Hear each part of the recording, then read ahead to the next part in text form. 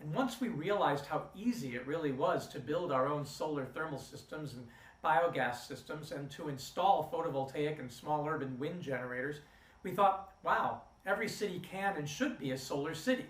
This isn't rocket science.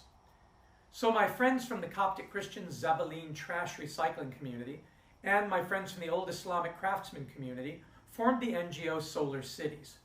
The name we chose was a translation of the Arabic Mudun Shams, which itself was the plural form of a translation from the Greek Heliopolis, or City of the Sun, which was the part of Cairo I had first lived in before I moved into the slums, named by the Greeks for the ancient part of Egypt where the pharaohs worshipped the sun god Ra.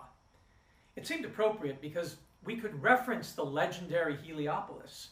Helios means sun and polis means city, and entreat people to join the movement to power our cities by sunshine once again, particularly in the south where cities are bathed in sun. The problem has been that the urban phenomenon as we now know it has a decidedly northern bias. Ever since the rise of industrial giants like large London, with what Blake called its dark satanic mills, bleak, gray, smoke-filled, rat-infested cities congested with cold, crowded tenements run by Dickensian slumlords, there's been an almost implicit assumption that this is what all cities must look like. The explicit and implicit northeastern bias has infected policy all over the world, and I've watched it over my lifetime. When I was in high school, I wrote 2 research papers that changed my view of the world. The first was called Poseidon's Last Stand, submitted to my biology teacher in 1978 after I started taking scuba diving trips from New York to the Caribbean. I noticed that the waters and the reefs I loved so much were increasingly being polluted.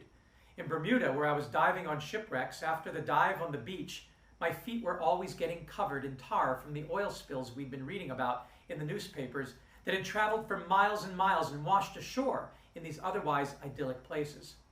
It was a mess to clean up, and I had to ask myself, why are we shipping oil all over the planet? And how can it ever be done safely given how often ships wreck? We were diving on shipwrecks after all.